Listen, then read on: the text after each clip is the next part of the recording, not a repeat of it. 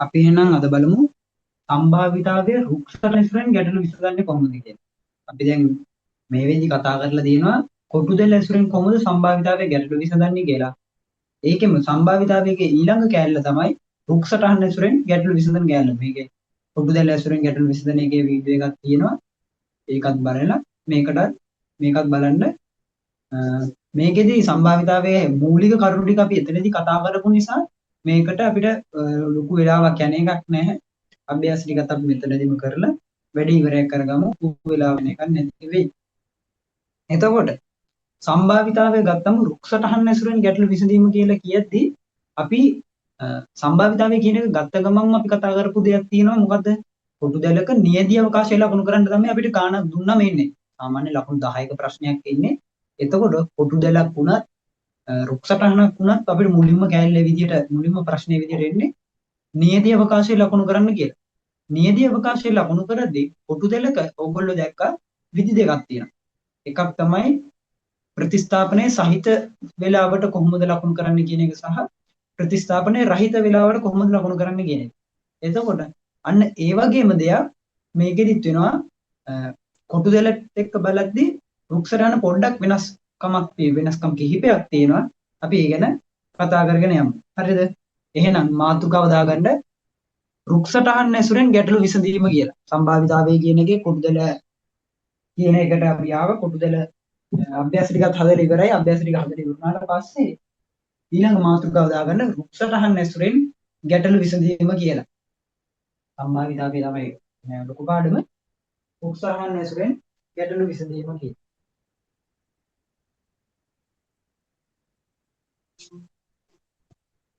හරිද? මම කිව්වා සම්භාවිතාවය මේකෙදි අපිට ප්‍රශ්නයක් විදිහට මුලින්ම එන්නේ නියැදී අවකාශය ලකුණු කරන්න කියලා එන්නේ. කොටු දෙල ඇසුරෙන් උනත් රුක්සටහන් ඇසුරෙන් උනත් ඒ විදිහටම තමයි එන්නේ. එතකොට රුක්සටහනක් කියන්නේ මොකක්ද? රුක්සටහනක් කියලා කියන්නේ මේකෙදි අපි කියන්නේ ශාක ගස් වලටනේ. අන්නේ අදහසින් තමයි මේකේ මේ රුක්සටහන් කියන නම දීලා තියෙන්නේ. මේවට නම් කියන අපි අතු කියන. මෙහෙමනේ රුක්සටහනක් අඳින්නේ අපි. මේවට කියන අතු කියලා. ශාකා කියලා කියනවා. එතකොට මෙන්න මේ මේ වගේ තැනකට අපි කියනවා මුල්ලක් කියලා. හරිද? මේ මුළු වලින් තමයි මේවා විහිදෙන්න පටන් ගන්න. පැහැදිලිද? හරිද? එතකොට අපි සලකන්න ඕන දේ තමයි රුක්සටහනක දැනගන්න ඕන මූලික කරුණු ටිකක් තියෙනවා. අපි ඒ ටික ලියමු.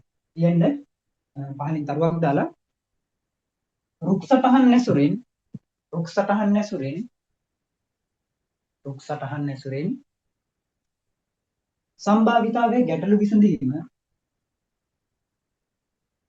සම්භාවිතාවයේ ගැටලු විසඳීම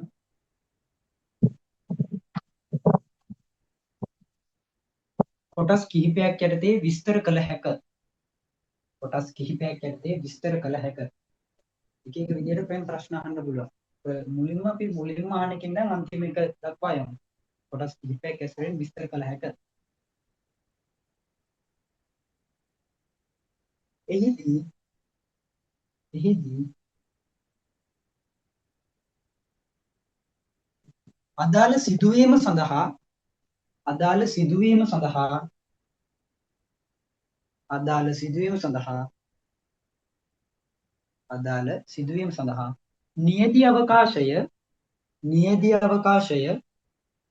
අදාළ සිදුවීම සඳහා නියැදී අවකාශය රුක්සටහන මත ලකුණු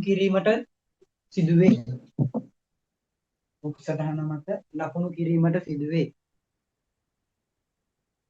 අපි ඒක කරන්නේ කොහොමද කියලා බලමු. නියැදී අවකාශයේ රුක්සටහනක් මත ලකුණු කරනවා කියලා කියන්නේ අර කොටු දෙලක නම් නියැදී අවකාශයේ ලකුණු කරන්න කියපු ගමන් අපේ ඔබට එනවා අර කතිර ටික ගහගෙන යන්න කියලායි තමයි ඔය කියන්නේ. රුක්සටහනක නියැදී අවකාශයේ ලකුණු කරන්න කියලා කිව්වොත් අපිට කියන අර පළවෙනි සිද්ධියට අදාළව රුක්සටහන දෙන්නයි තියෙන්නේ. දැන් සාමාන්‍යයෙන් ගත්තම ඔයාලගේ සිලබස් එකට අදාළව එන්නේ මෙන්න මේ වගේ ගන්න. මේ වගේ එකක් තමයි තියෙන්නේ. පළමු අවස්ථාවට අදාළ රුක්සටහන. මේ තියෙනවා දෙවෙනි අවස්ථාවට අදාළ රුක්සටහන. පැහැදිලිද? එතකොට මේ පළමු අවස්ථාවට අදාළ රුක්සටහන අඳින එක තමයි නියැදී අවකාශය නම් කිරීම කියලා කියන්නේ. පැහැදිලිද? එතකොට ඔය විදිහටයි වෙන්නේ. රුක්සටහනක් අඳිද්දී මොකද්ද? රුක්ෂ රහනට ඉහළින් හෝ පහළින් මෙතන රුක්ෂ රහන ගත්තම ඉහළින් හෝ පහළින් අපිට ලියන්න වෙනවා මොකද්ද මේ අවස්ථාව කියලා. අවස්ථාව හෝ සිදුවීම මොකද්ද කියලා නම් කරන්න වෙනවා. මේක අපි කොටු දෙලත් එක්ක මේ සංසන්දනය කරමින් ගියොත් කොටු දෙලේදී මොකද්ද උනේ? අක්ෂ දෙකක් තියෙනවා. ඒකේ අක්ෂ දෙක තමයි නම් කරන්නේ. පළමු වර ගැනීම දෙවන වර ගැනීම වගේ. මේකෙදී රුක්ෂ රහනට ඉහළින් හෝ පහළින් තමයි නම් කිරීම සිදු කරන්නේ. පළමු වර ගැනීම දෙවන වර ගැනීම.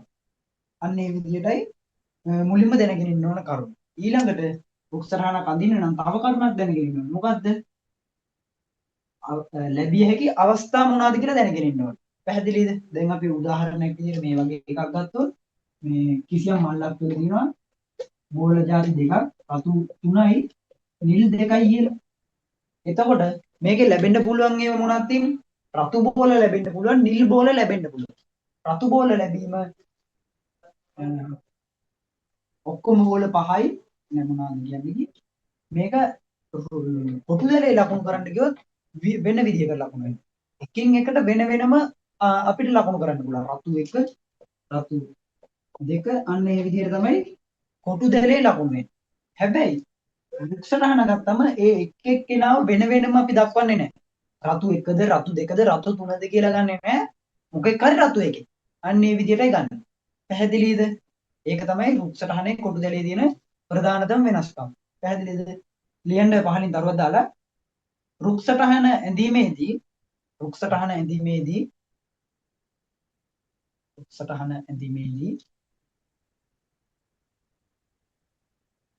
එයට ඉහළින්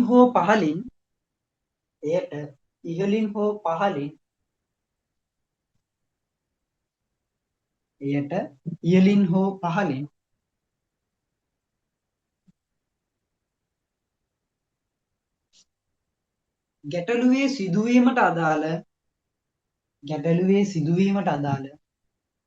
ගැටලුවේ සිදුවීමට අදාළ අවස්ථා නම් කිරීම සිදුවේ. අවස්ථාව නම් කිරීම සිදුවේ. ගැටලුවේ සිදුවීමට අදාළ අවස්ථාව නම් කිරීම සිදුවේ. පළමු අවස්ථාව මේක දෙවන අවස්ථාව අන්න ඒ විදිහට. මේක පළමු අවස්ථාව කියලා දෙවන අවස්ථාව කියලා කියන්නේ. තේරුණා නේද? අවස්ථාව නම් කිරීම සිදුවේ. ඊළඟට පහලින් දරුවක් දාලා වෙනම ලියන්න. දැන් මේ කැලල හරි. ඊළඟට මේ විදිහට රුක්සටහන ඇඳම රුක්සටහන කෙලවර. හරිද? මේක මේ වෙන ගුරුවරු කියද්දි විස්තර කරන්න වෙනස් වෙන්න පුළුවන්. මම විස්තර කරන්නේ කෙලවර කියලා අදහස් කරන්නේ මෙතන. කෙලවර කියලා අදහස් කරන්නේ මේ විදිහට. කෙලවර මේ පහන දෙක. මේක මුල. පැහැදිලි මම අදහස් කරන්නේ මේ විදිහට. ඊළඟට පහලින් දරුවක් දාලා ලියන්න. රුක්සටහන ඇඳීමෙන් පසු රුක්සටහන ඇඳීමෙන්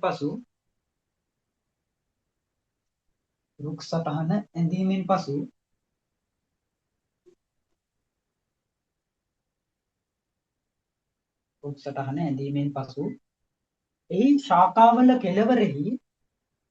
එහි ශාඛාවල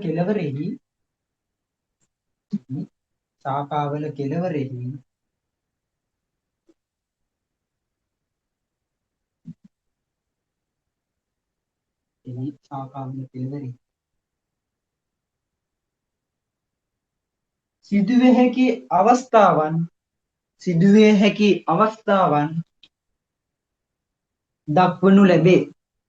සිදුවිය හැකි අවස්ථාවන් දක්වනු ලැබේ.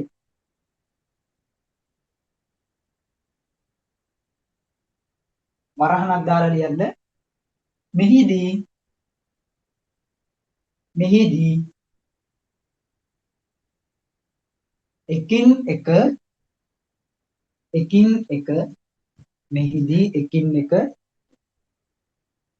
විශේෂ කර දැක්වීමක් සිදු නොවේ.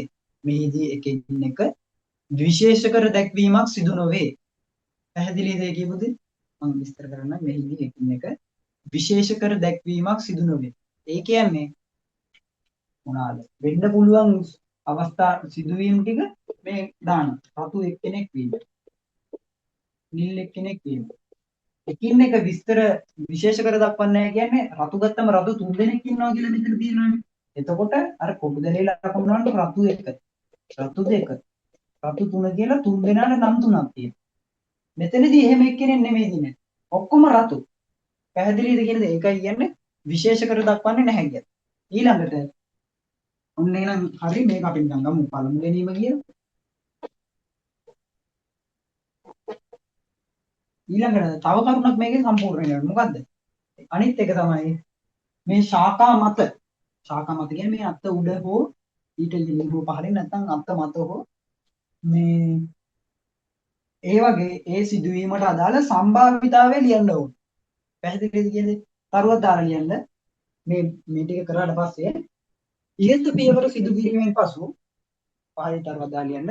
ඉහත පියවර සිදු කිරීමෙන් පසු ඉහත පියවර සිදු කිරීමෙන් පසු ඉහත පියවර සිදු කිරීමෙන් පසු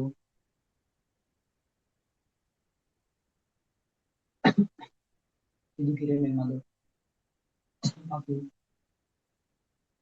වෘක්ෂසටහනේ ශාඛා මත වෘක්ෂසටහනේ ශාඛා මත වෘක්ෂසටහනේ ශාඛා මත එක් එක් ප්‍රතිඵලයට අදාළ එක් එක් ප්‍රතිඵලයට අදාළ එක් එක් ප්‍රතිඵලයට අදාළ සම්භාවිතාවයේ දැක්වීම සිදුවේ. එක් එක් ප්‍රතිඵලයට අදාළ සම්භාවිතාවයේ දැක්වීම සිදුවේ. හරිද? එක් එක් ප්‍රතිඵලයට අදාළ සම්භාවිතාවයේ දැක්වීම සිදුවේ. සම්භාවිතාවය කියන එක මතකද? කලින් දවසේ කතා කරා අපි. සම්භාවිතාවය කියන්නේ මොකද්ද? මම දැන් ඔයාලට ගාන හදන්න ලේසි වෙන්නයි කියලා දුන්නේ. සම්භාවිතාවය මුළු ප්‍රතිඵල ගණන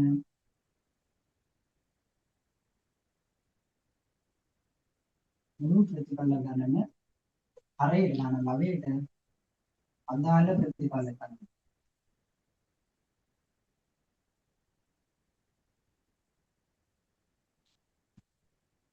දක්වනු ලැබේ කියලා ලියුවනේ.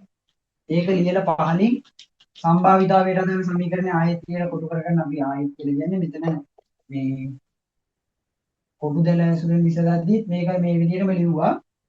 මේකත් ලියලා ආයෙත් ලියලා කොටු කරගන්න. දැන් දවස් කිහිපයකට පස්සේනේ ආයෙත් මේ වැඩේ කරන්නේ. ලියලා ඒක කොටු කරගන්න. සම්භාවිතාවය සමානයි අදාළ ප්‍රතිඵල ගණන බෙදීම මුළු ප්‍රතිඵල ගණන.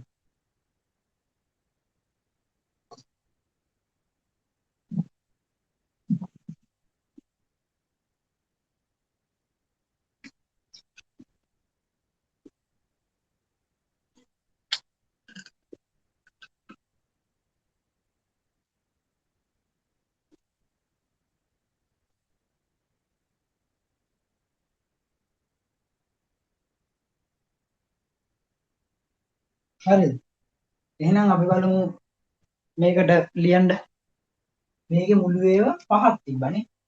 පහෙන් රතු ඒවා තියෙන්නේ 3යි. එහෙනම් මෙන්න රතු එක්කෙනානේ අදාළ එක්කෙනා. මේක අර්ථ මත ලියන්නයි තියෙන්නේ. නිල් එක්කෙනා ගත්තම පහින්නේ. පැහැදිලි නේද? හරිද? මෙන්න මේ කැලල මේ විදිහට කරන එකට තමයි රුක්සටහනක නියති අවකාශය දක්වනවා කියලා කියන්නේ. මොනවාද? රුක්සටහනක නියති අවකාශය දක්වනවා දැනගෙන ඉන්න ඕනේ. රුක්සටහන ඇඳලා වෙන්න පුළුවන් ප්‍රතිඵල අවස්ථා දෙකකින් නිරූපණය කරලා තියෙන්න ඕනේ. ඒ අවස්ථාව නම් කරලා තියෙනවා. ඊට පස්සේ ඒ වගේ සම්භාවිතා දක්වලා තියෙන්නයි ඕනේ. පැහැදිලිද? පහලින් තරුවක් දාලා ලියන්න. ඉහත පරිදි සිදු කෙරේ. ඉහත පරිදි ඉහත පරිදි ඉහත පරිදි එක් අවස්ථාවක් සඳහා පමණක් ඉහත පරිදි එක් අවස්ථාවක් සඳහා පමණක් ඉහත පරිදි එක් අවස්ථාවක් සඳහා පමණක් රුක්සටහන ඇඳ දැක්වීම රුක්සටහනක් ඇඳ දැක්වීම ඉහත පරිදි එක් අවස්ථාවක් සඳහා පමණක් රුක්සටහනක් ඇඳ දැක්වීම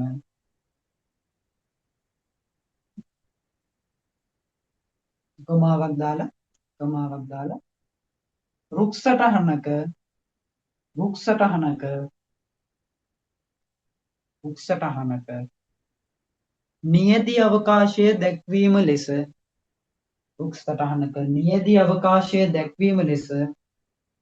නියති අවකාශය දැක්වීම ලෙස හැඳින්විය හැක. පැහැදිලි මේ කැලේට තමයි නියති අවකාශය කියන්නේ. හැඳින්විය හැක.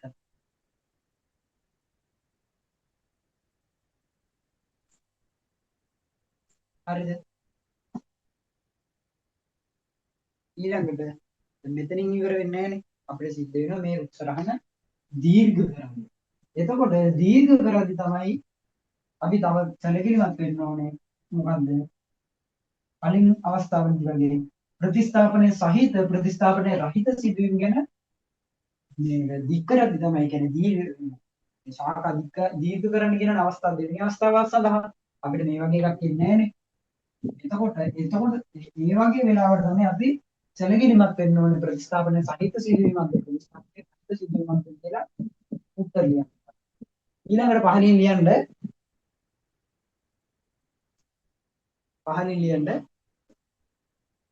රුක් සටහනක නියදී අවකාශයේ දැක්වීමෙන් පසු රුක් සටහනක නියදී අවකාශයේ දැක්වීමෙන් පසු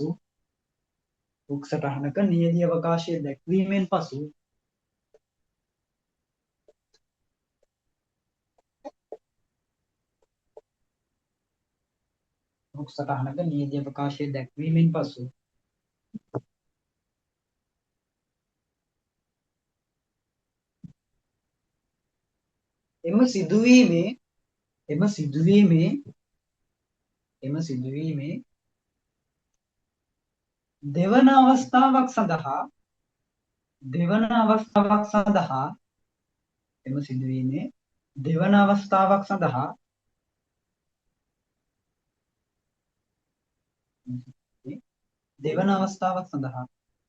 රුක් සටහන දීර්ඝ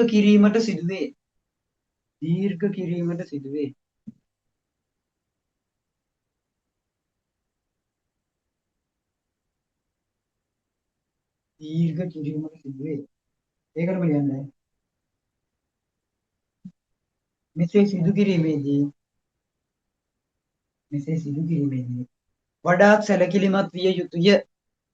මෙසේ සිදු කිරීමේදී වඩාත් සැලකිලිමත් විය යුතුය. ඇයි කියලා ගත්තොත් අර විදිහටම ප්‍රතිස්ථාපනයේ සහිත සිද්ධි තියෙන ප්‍රතිස්ථාපනයේ රහිත සිද්ධි තියෙන.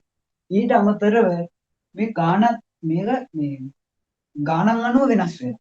පැහැදිලිද? මම ගන්නම් උදාහරණයක් විදිහට මේ සිද්ධිය තමයි උසස් පෙළ ලියලා කැම්පස් යනවා කියන සිද්ධිය ගන්නව. එතකොට පළවෙනි එක තමයි උසස් පෙළ ලිවීම. ඊළඟට දෙවෙනි සිද්ධිය තමයි මොකද්ද? විශ්වවිද්‍යාල.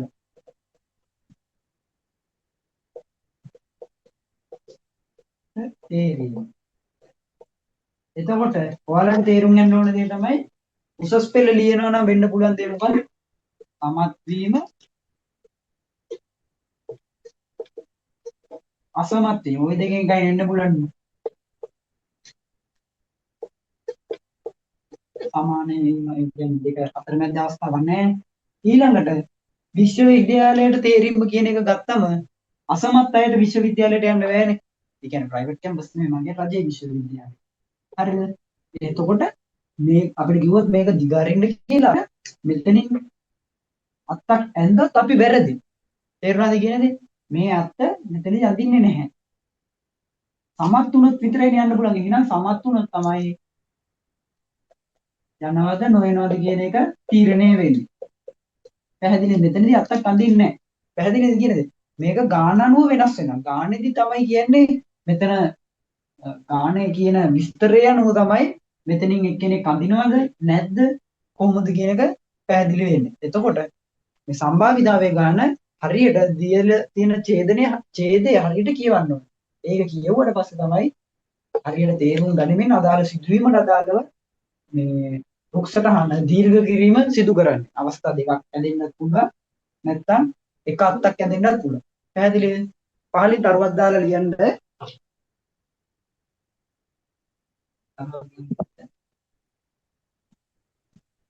රුක්සටහනක් රුක්සටහනක් රුක්සටහනක් රුක්සටහනක් දෙවන අවස්ථාව සඳහා දෙවන අවස්ථාව සඳහා රුක්සටහනක් දෙවන අවස්ථාව සඳහා දීර්ඝ කිරීමේදී දීර්ඝ කිරීමේදී දීර්ඝ කිරීමේදී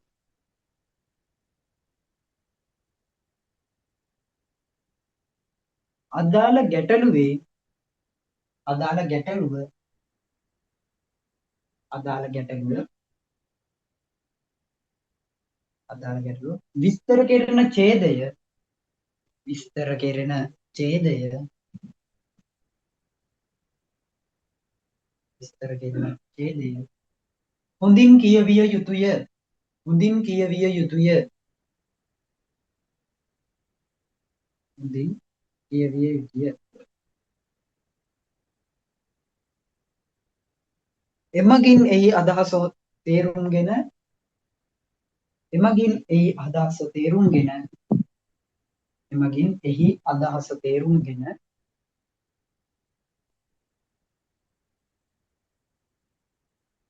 තේරුම්ගෙන රුක්සටහන දීර්ඝ කිරීමේදී රුක්සටහන දීර්ඝ කිරීමේදී රුක්සටහන දීර්ඝ කිරීමේදී ශාඛා යුගල්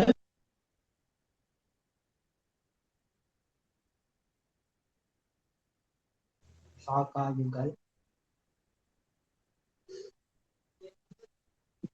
දෙකක්ද නැත්නම් එකක්ද යන්න තීරණය කළ යුතුය. ඒ කියන්නේ යුගලක් කියන්නේ මේ එක්කෙනෙක්ට ශාඛා යුගල් දෙකක්ද නැත්නම් එකක්ද යන්න තීරණය කළ යුතුය. ගාන කියවල තමයි ඔයගොල්ලෝ තීරණය කරන්න ඕනේ මේ කෙනෙක් වෙනවද මේ කෙනෙක් විතරද දෙන්නේ කියන එක. පැහැදිලිද? තීරණය කළ යුතුය. හරිද?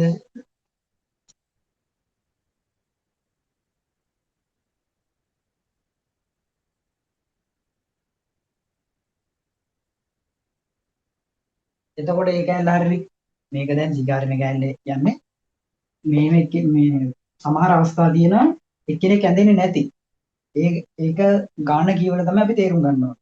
එහෙම කරා අපිට තියෙනවා ඊළඟට ඊට අදාළ ප්‍රතිඵල ටික දක්වලා සම්භාවිතාවය ලියන්න. එතකොට මෙතනදි තමයි අර ප්‍රතිස්ථාපන සහිත ප්‍රතිස්ථාපන රහිත කියන කතාව එන්නේ. පැහැදිලිද? එහෙම වෙන්නේ කොහොමද? ඒක වෙන්නේ ස්වායත්ත සිද්ධි සහ පරායත්ත සිද්ධි නිසා. පැහැදිලිද? අපි ඒ ගැන මුලින්ම පළවෙනි දවසේදී කතා කරා. ස්වායත්ත සිද්ධි වලින් වෙන බලපෑම මොකද්ද? පරායත්ත සිද්ධි වලින් වෙන බලපෑම මොනවාද? ප්‍රතිස්ථාපනයේ රහිත සිදුවීම් වලට බලපාන්නේ මොනවාද? ප්‍රතිස්ථාපනයේ සහිත සිදුවීම් වලට බලපාන්නේ මොනවාද කියලා පළවෙනි දවසේ කතා කරා. එතකොට අපි මෙතනදී මේ ඉතුරු කොටසට යමු. ඊළඟට පහලින් තරුවක් දාලා ලියන්න.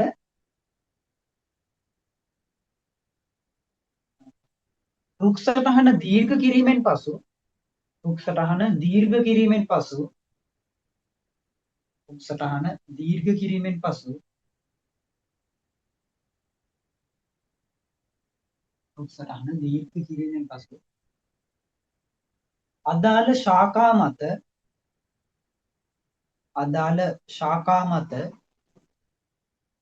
රහන දීර්ඝ කිරීමෙන් පසු අදාළ ශාඛා මත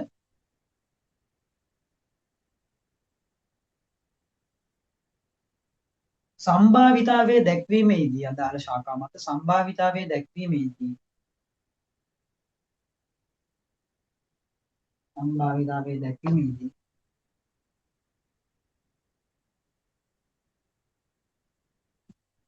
සම්භාවිතාවයේ දැක්වීමේදී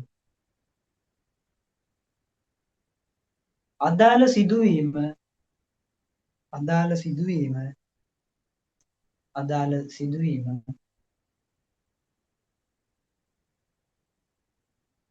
අදාළ සිදුවීම ප්‍රතිස්ථාපනයේ රහිත ප්‍රතිස්ථාපනයේ රහිත ප්‍රතිස්ථාපනයේ රහිත හෝ ප්‍රතිස්ථාපනයේ සහිත හෝ ප්‍රතිස්ථාපනයේ සහිත හෝ ප්‍රතිස්ථාපනයේ සහිත සිදුවීමක් දැයි සිදුවීමක් දැයි සිදුවීමක් දැයි යන අවබෝධයෙන් යන අවබෝධයෙන් යන අවබෝධයෙන් සම්භාවිතාව දැක්විය යුතුය සම්භාවිතාවයන් දැක්විය යුතුය සම්භාවිතාවයන් දැක්විය යුතුය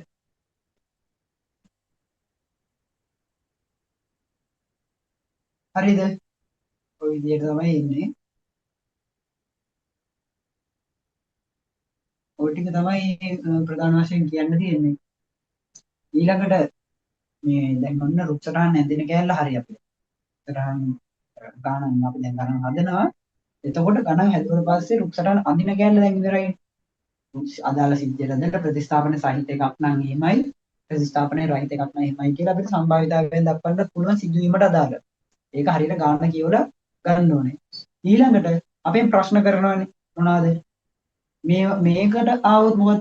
සිසුවා විශ්වවිද්‍යාලයට යාමේ සම්භාවිතාවය හොයන්න කිව්වොත් කොහොමද? සිසුවා විශ්වවිද්‍යාලයට යාමෙන් එක තියෙන මෙතනනේ. එයාට එහෙම යන්න පුළුවන් විදිය එකයිනේ තියෙන්නේ. ඒ ලෙවල් සමත් වුණා. මේ විදිය විතරයි මේ සමහර අවස්ථා තියෙන්න පුළුවන් අපිට මෙහෙම ඇඳෙන එක එනවා කියලා. මේ විදියට එන අවස්ථාවක් එනවා කියලා හිතන්න. ඒ විදියට ගත්තාම අපිට මොකක් හරි ඒගොල්ලෝ කියන සිදුවීමකට අදාළව සම්භාවිතාවයක් අපිට හොයන්න කියලා කිව්වොත් අපි කරන්න ඕනේ අදාළ සිදුවීමේ තියෙන සම්භාවිතාවයෙන් අදාළ සිදුවීමට තියෙන අවස්ථා දෙකට අදාළ සම්භාවිතාවයන් එකිනෙක ගුණ කරන්න ඕනේ. හරිද? ලියන්න පහලින් කරුවක් දාලා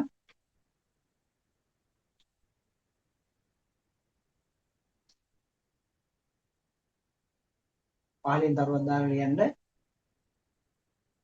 රුක්සටහන ඇඳීමෙන් පසු රුක්සටහන ඇඳීමෙන් පසු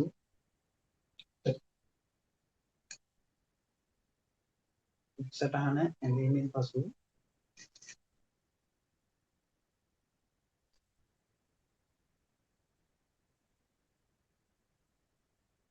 ප්‍රශ්න කරන සිදුවීමකට අදාළව ප්‍රශ්න කරන සිදුවීමකට අදාළව රුක්සටහන ඇඳීමෙන් පසු ප්‍රශ්න කරන සිදුවීමකට අදාළව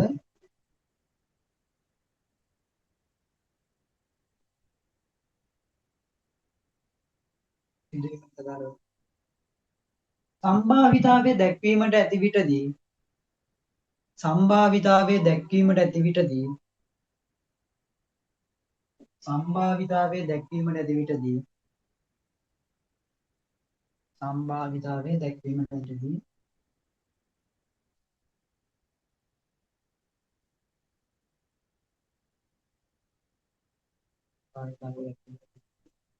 සිදු කරන්නේ සිදු කරන්නේ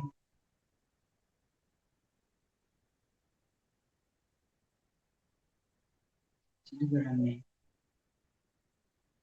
අදාළ සිදුවීමට අදාළ සිදුවීමට අදාළ සිදුවීමට යන මාර්ගයේ ඇති යන මාර්ගයේ ඇති අදාළ සිදුවීමට යන මාර්ගයේ ඇති සම්භාවිතාවයන් අදාළ සිදුවීමට යන මාර්ගයේ ඇති සම්භාවිතාවයන් එකිනෙක ගුණ කිරීමයි එකිනෙක ගුණ කිරීමයි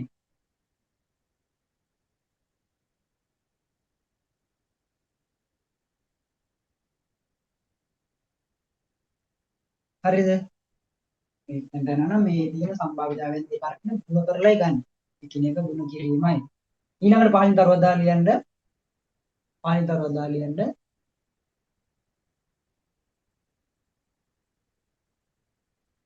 කිසියම් සිදුවීමකට අදාළ කිසියම් සිදුවීමකට අදාළ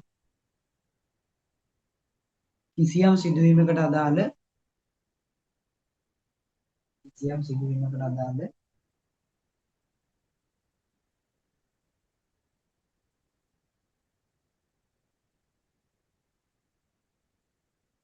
මාර්ග එකකට වඩා වැඩියෙන් නැති විටදී මාර්ග එකකට වඩා වැඩියෙන් නැති විටදී එකකට වඩා කියන්නේ 2 3 4ක් කියන්න පුළුවන්. මාර්ග එකකට වඩා වැඩියෙන් නැති විටදී එකකට වඩා වැඩියෙන් නැති විටදී එම මාර්ගයන්හි එම මාර්ගයන්හි එම මාර්ගයන්හි සම්භාවිතාවයන් ගුණ කර සම්භාවිතාවයන් ගුණ කර සම්භාවිතාවයන් ගුණ කර එකතු කළ යුතුය එකතු කළ යුතුය එකතු කළ යුතුය එකතු කළ යුතුය වරහන් ඇතුලේ ලියන්න වරහන් ඇතුලේ ලියන්න එකතු කළ යුතුය ඊළඟට ඒකටම වරහණක් දාලා ලියන්න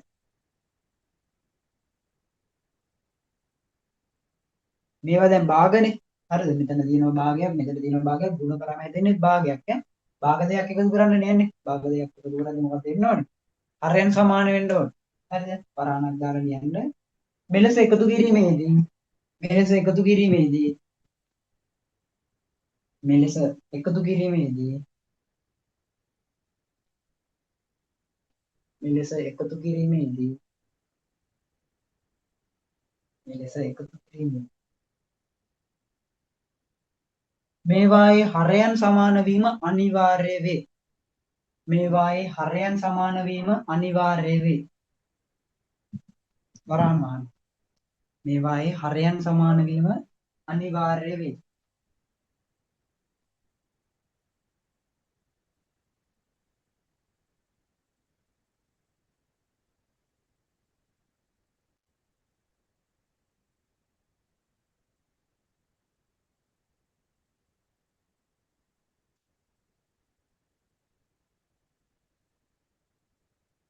වරාමහන් හරිද එහෙනම් උක්සටහන් ඇසුරින් මේ ගැටලු ගත්තම ප්‍රධාන වශයෙන් තියෙන ඉතින් ওই කරුණු ටික තමයි දැන් අපි ඊළඟට ගණන් ටිකක් හදලා බලමු මේ දීපු කරුණු ටික පාවිච්චි කරලා අපිට හදන්න පුළුවන්ද කියලා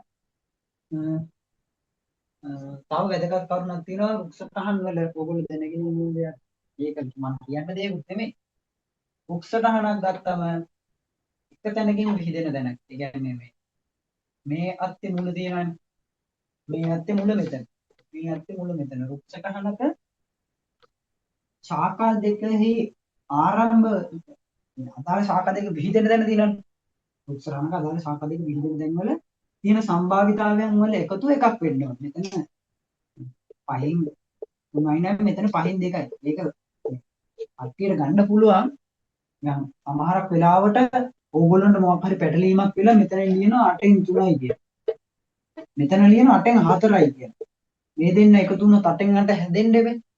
එතකොට ඔයාලට මෙතන පැටලීමක් වෙනවා කියලා තේරුම් ගන්න නම් ඒක දැනගෙන ඉන්න ඕනේ. මෙතන එක්ක 5 වෙන්න ඕනේ. නැත්නම් මෙතනත් 4 වෙන්න ඕනේ. අන්න ඒ වගේ සිදුවීමක් ගැන මම කිව්වේ. මොකද්ද? මුක්සටහනක ශාඛා දෙකෙහි මේ සම්භාවිතාවයන් එකතු කරකට හැමතිස්සෙම එකක් ලැබෙනවා. එකක් ලැබෙනවා කියන්නේ මොකක්ද? මේ දෙන්න එකතු කරලා පහෙන් දෙක දාලා පහෙන් තුනයි. හරයන් දෙක සමානයි. එහෙනම් ලාභයන් දෙක එකතු වෙනවා. පහෙන් පහයි. පහෙන් පහයි කියන්නේ එකයි අන්න ඕක. ලියන්න පහලින් රතු පෑනෙන් තරුවක් දාලා ලියන්න පහලින් රතු පෑනෙන් තරුවක් දාලා ලියන්න. රතු පෑනෙන් තරුවක් දාලා ලියන්න. රුක්සටහනක රුක්සටහනක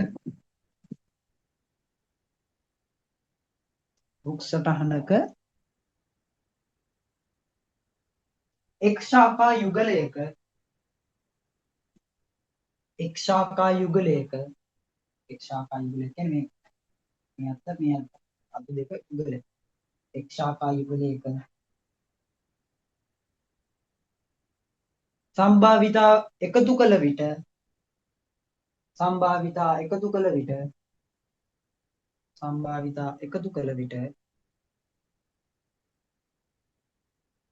අනිවාර්යයෙන්ම එකක් ලැබිය යුතුය. එක විය යුතුය. අනිවාර්යයෙන්ම එක විය යුතුය. අනිවාර්යයෙන්ම එක වෙන්න ඕනේ. අනිවාර්යයෙන්ම එක විය යුතුය.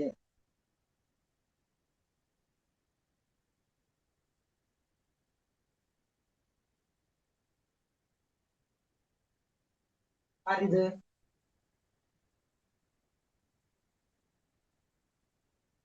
ඔය ටික තමයි එහෙනම් සම්භාවිතාවයට අදාළ සම්භාවිතාවයේ රුක්සටහන් වලට අදාළ මූලික කරුණු ටික. තව මොන හරි මට මගහැරලා දිනනවා නම් අපි ඉස්සරහට ගණන් හොදන්න බලමු. ඒ කරුණු මම එතකොට ලියවන්නම්.